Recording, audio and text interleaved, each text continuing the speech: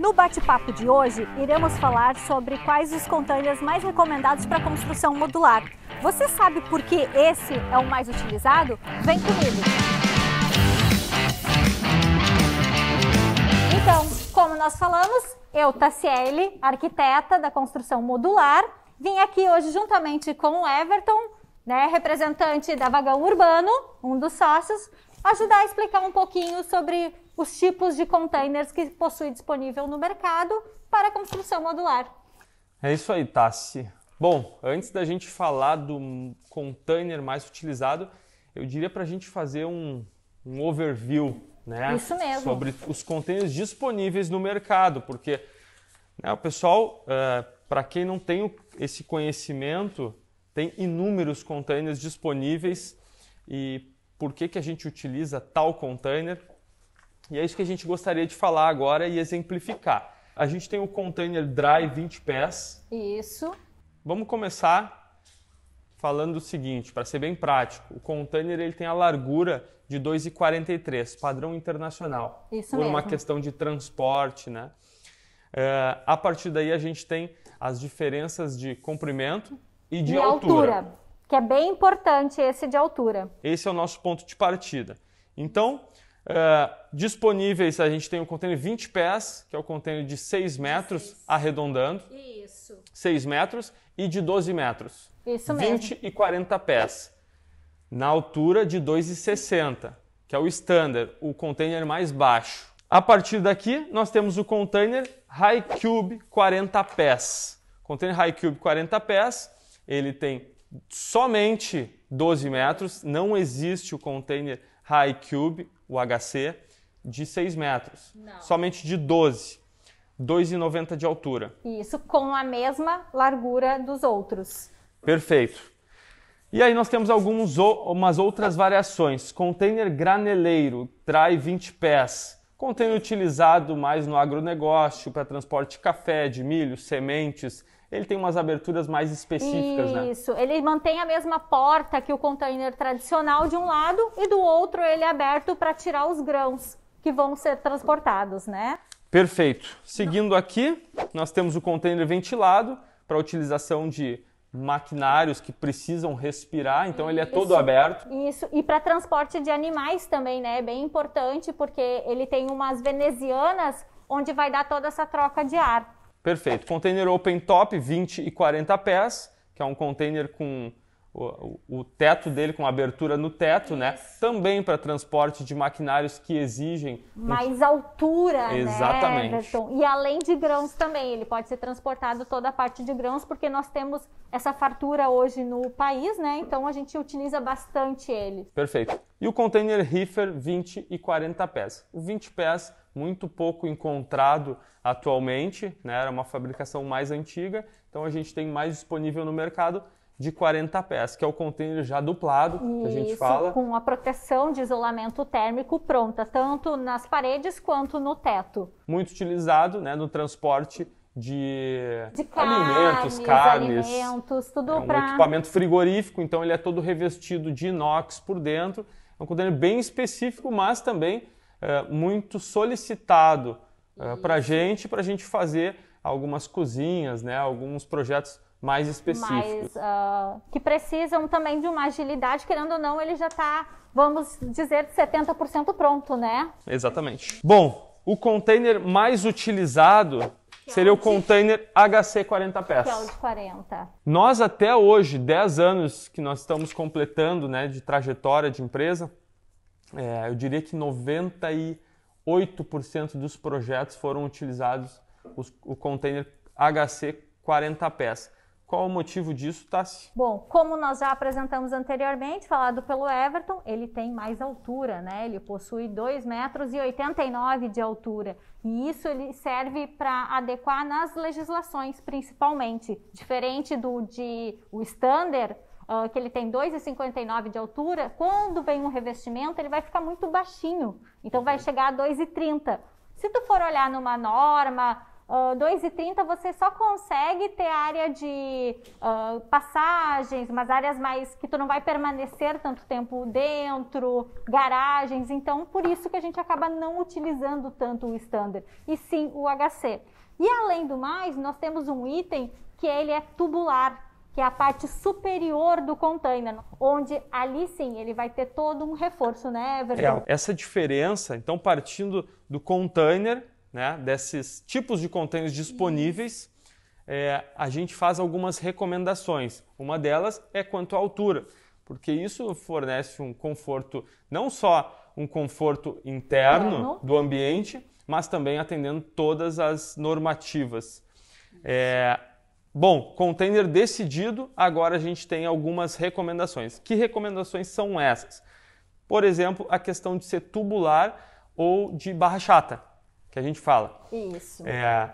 No topo do container, na longarina superior dele, só mostrar aqui na longarina superior do desculpa, aqui, e vocês estão vendo na imagem, a gente tem duas opções.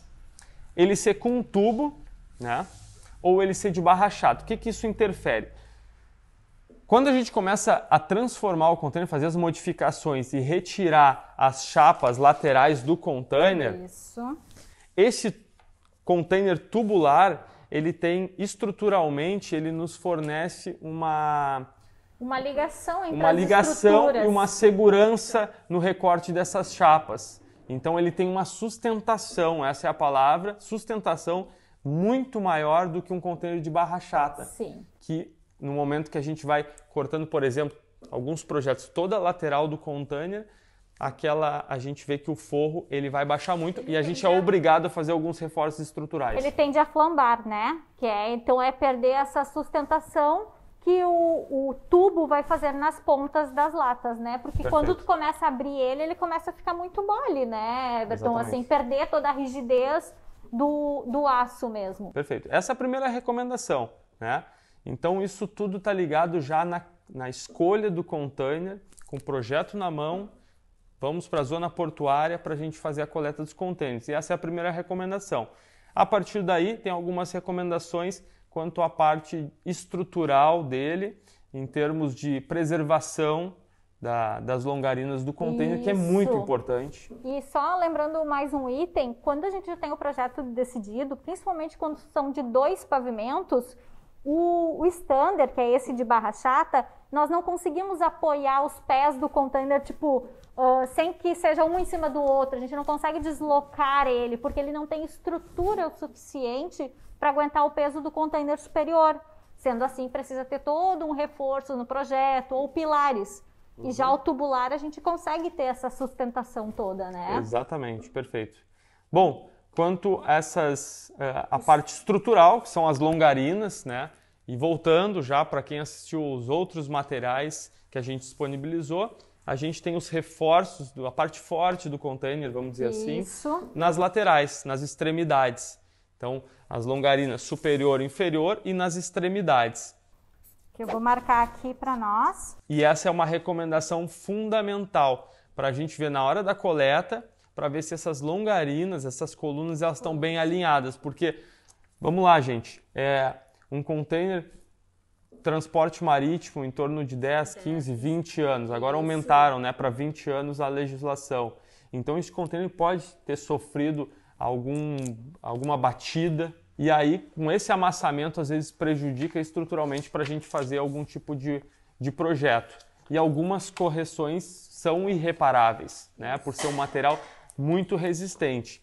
Então é muito interessante, no momento da escolha do container, analisar se esse container estruturalmente, né, ele está bem reforçado, para a gente não ter um trabalho redobrado depois, porque é o famoso, né, barato sai caro. Às vezes uma estrutura pode ser mais em conta num primeiro momento, mas depois na hora da transformação a gente vai ter um gasto muito maior.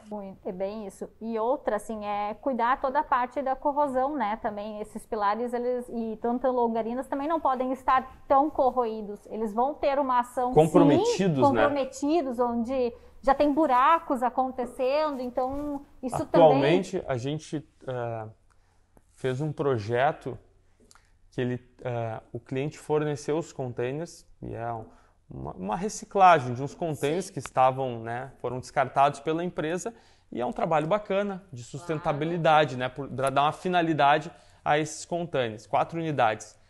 Nos tetos, a gente encontrou 56 furos. Nossa! 56 furos devido à corrosão.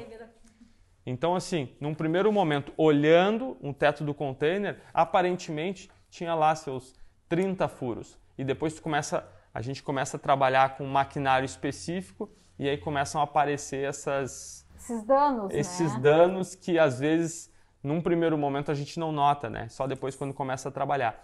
Então, como é importante, porque para cada furo desses 56 furos, a gente precisou fazer uma espécie de uma cirurgia. Sim. E tem que ser feito, né, Tassi? Retirado uma parte do container, a gente recoloca, faz essa solda corrida para preservar bem e evitar qualquer tipo de infiltração no futuro. Isso mesmo. Bom, tem outro detalhe, Tassi, que eu queria que a gente falasse um pouco, que também é uma grande recomendação, porque às vezes, né, os clientes pedem gostam muito do piso naval do container. E ele é bonito demais. Ele é lindo, depois tratado com um bom verniz, né? Fica lindo. Então, vira uma arte. Mas para virar uma arte, também na hora da escolha do container da seleção, tem que já ter um piso, num primeiro momento, né? Bem preservado. O menos danificado, né? Então, para depois a gente realizar um trabalho final de toda essa lixação e esse verniz. E outra coisa também, Everton, o que a gente pode também cuidar muito é a questão de os containers ter transportado produto químico, né? Que é bem importante porque a gente precisa fazer todos os testes. É muito importante. Né? Mas visualmente, quando a gente recebe as fotos das análises do porto, dos containers para escolher, a gente já consegue verificar se houve um transporte de muitos anos de produtos químicos. Então, isso... Tem uma característica bem interessante que ao longo do tempo a gente vai prestando atenção, e elas são muito nítidas.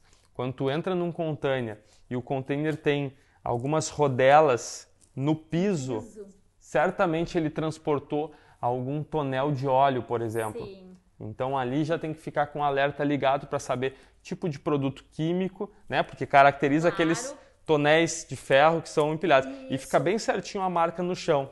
E outra, esses tonéis, eles não podem ser empilhados mais do que 2, se eu não me engano. Posso estar agora não tendo a informação correta, mas se eu não me engano é mais que 2. Então eles ficam na altura do meio do container. Então o que acontece? Ele começa a corroer somente da metade para baixo. Então essa marca também é bem importante cuidar, né? Que o container ele tenha uma cor uniforme por dentro e não seja ou pintado, outra coisa que eles usam muito para disfarçar o que foi feito no container anteriormente ou se foi transportado produto químico. O que a gente sempre recomenda é buscar o histórico desse container. Isso mesmo. Primeiramente, a documentação, todo container que passa pelo terminal da zona portuária, ele tem uma documentação de livre circulação, então isso é fundamental, né? Às vezes a gente se depara com alguns containers que estão disponíveis de segunda mão, mas tem que pegar esse histórico, ver se é documentado e se tem todas essas análises por trás. Isso é muito importante. Mais um detalhe, tá, que pessoal, é legal o pessoal saber, é quanto a os tipos de containers. A gente tem containers com 10 anos, com 15 anos, com 20 ou até mais de idade. E às vezes estruturalmente eles têm uma diferença. Um encontro, recentemente a gente realizou um projeto que o encontro do piso era com outro nível. Diferente. Era diferente. Tinha cerca de 5 centímetros de diferença. E é bastante, hein? É muita coisa, porque a proposta do projeto era com porcelanato por dentro.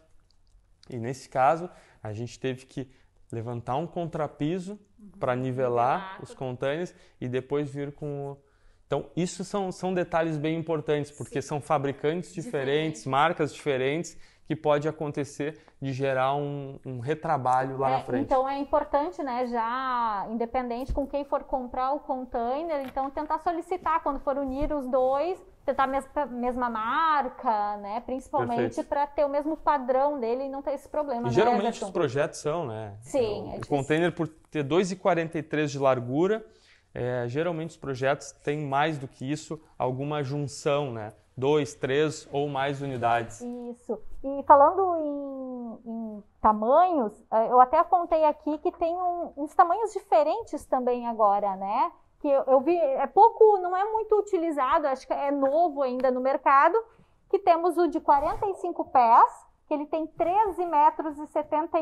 Então já tem 1 metro a mais, né, do que o utilizado já. Continua a mesma largura e a mesma altura dos 2,89. Perfeito, do HC. Isso. E temos também o de 53 pés, né, onde ele tem 16 metros. Então, olha a diferença, tu já ganha um banheiro a mais, né? Isso que é interessante, ó, pessoal. E a gente gosta muito na prática, né? O que funciona e o que não funciona. Teoricamente, aqui, a gente ganha metragem quadrada. Mas o que isso pode impactar, né, depois? O transporte. O transporte, exatamente. Porque a gente está falando de carretas de 12 metros. Então, a gente tem aqui container de 13 e 16. A gente já precisa de um transporte especial. Isso encarece demais. Sim. Então, hoje, contratar uma carreta ou contratar uma prancha, que é um caminhão um pouco mais largo, tem uma carroceria mais larga, até 13,20 de transporte em largura, isso vai encarecendo e encarece muito. Então, às vezes, é uma surpresa que o cliente vai ter no final e aí gera uma insatisfação. Sim, uma insatisfação. Ah, mas eu imaginava que um transporte ia ser R$1.000, daqui a pouco foi R$5.000. É uma diferença grande, hein? Então, tudo isso tem que ser analisado. Mas, por essas e outras coisas, né, que está aqui uma arquiteta especialista na arte da construção modular. E uma empresa que é extremamente confiável. Nós, como executores, a gente tendo esse respaldo técnico, né, de uma profissional, isso nos garante levar um projeto para a nossa produção e a gente executar com toda a segurança possível. E qualidade, né? Exatamente. E você, se gostou do nosso material, do nosso vídeo de hoje, curta, compartilhe e se inscreva no canal.